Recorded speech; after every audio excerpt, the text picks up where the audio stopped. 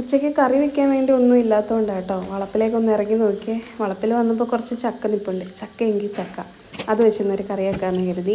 ഇപ്പോൾ എല്ലാവരുടെയും വീട്ടിലെ അവസ്ഥ ഇങ്ങനെ ആയിരിക്കുമല്ലോ, 4 പാടും അയലൊക്കെ കെട്ടി തുണി ഉണക്കാൻ ഇട്ടിരിക്കുമായിരിക്കും. അപ്പോൾ അതാ മേലെ ഞാനൊരു ചെടിമുരിങ്ങ നട്ടിട്ടുണ്ടായിരുന്നേ. അപ്പോൾ അതിനകത്തുനിന്ന് കായൊന്നും കിട്ടിയിട്ടില്ല, പക്ഷേങ്കിൽ ഇലയെടുക്കാറുണ്ട്. ഇലയെടുക്കാൻ വേണ്ടി മാത്രമാണ് ഇതിങ്ങനെ ശോഷിച്ച് ഇവിടെ നിർത്തിയേക്കണത്. അപ്പോൾ കുറച്ച് ദിവസമായിട്ട് കാണാണ്ടായ ഒരാളെയും കൂടി ഞാൻ ഈ കൂട്ടത്തിൽ കണ്ടു കിട്ടിയിട്ടുണ്ട്. ആളിപ്പോൾ തന്നെ പോകുന്ന ലക്ഷണമാണ്. പിന്നെ ഇത് ചക്ക കഴിഞ്ഞ ദിവസത്തെ കാറ്റിൽ വീണതാട്ടോ. അപ്പോൾ അതിനകത്തുനിന്ന് ചക്കക്കുരു എടുത്തിട്ട് ബാക്കി കളഞ്ഞു. ചീഞ്ഞ ചക്കയായിരുന്നു കേട്ടോ, അതുകൊണ്ടാണേ കളഞ്ഞു, അല്ലെങ്കിൽ കളയൂല. ഇവിടെ ഏട്ടനാണെങ്കിൽ ഈ സാധനം കണ്ണെടുത്താൽ കണ്ടുകൂടാ കേട്ടോ. പക്ഷേങ്കിൽ ഞാൻ നേരെ തിരിച്ചാണേ. എനിക്ക് ഭയങ്കര ഇഷ്ടമാണ് ചക്കക്കുരു, എങ്ങനെ വെച്ചാലും ഞാൻ കഴിക്കും.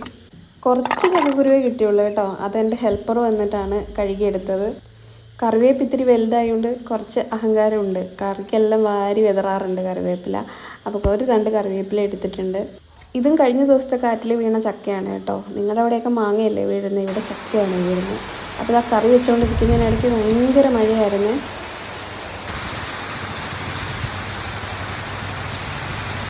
ഇങ്ങനത്തെ ഒരു സൈക്കോ പ്രകൃതിയല്ലേ. കുറച്ച് മുന്നേ കുറച്ച് വെയിൽ കണ്ടത്. അപ്പോഴേ ഞാൻ വിചാരിക്കുകയും ചെയ്തു തുണി ആറിയിടായിരുന്നെന്ന്. അത് ഇട്ടിട്ടുണ്ടായിരുന്നെങ്കിൽ പണി കിട്ടിയേനെ. അപ്പോൾ നമ്മളെ കറിയൊക്കെ റെഡി ആയിട്ടുണ്ട്. പിന്നെ ഇത് കണ്ടോ, ഞങ്ങളുടെ മാനൂട്ടൻ്റെ കുതിരയാണ്. അവനത് തല്ലിപ്പൊളിച്ച് JCB ആക്കിയിട്ടുണ്ട്. ഓനിപ്പോൾ മണ്ണ് വാരാൻ കൊണ്ടുപോകണേന്നാണ് പറയണേ. അപ്പോൾ ഞങ്ങൾ ചോറ് കഴിക്കാൻ സമയമായിട്ടോ. നമുക്ക് കുറച്ച് ചോറ് എടുക്കാം. ഇത് നല്ല റേഷനരീൻ്റെ ചോറാണ്.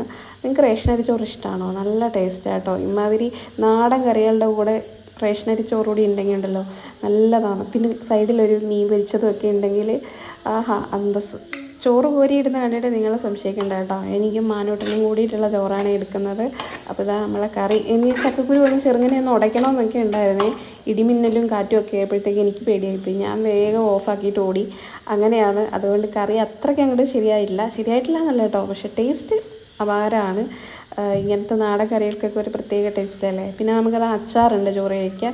ഇത് ശബരി മാംഗോ പിക്കിളാണ്. അപ്പം ഞാൻ ചോറൊക്കെ വിളമ്പിക്കൊണ്ട് വന്നപ്പോഴത്തേക്ക് ഇവിടെ ഒരാൾ പിണങ്ങി. ഇത് സ്ഥിരം ഇവിടുത്തെ കലാപരിപാടിയാണ്. അപ്പം ഞങ്ങൾ ചോറൊക്കെ കഴിക്കട്ടെ. നിങ്ങളൊക്കെ കഴിച്ചോ? സുഖമായിട്ടിരിക്കുന്നോ? അപ്പോൾ ഇത്രയേ ഉള്ളൂ ഇന്നത്തെ വിശേഷം. Okay, by.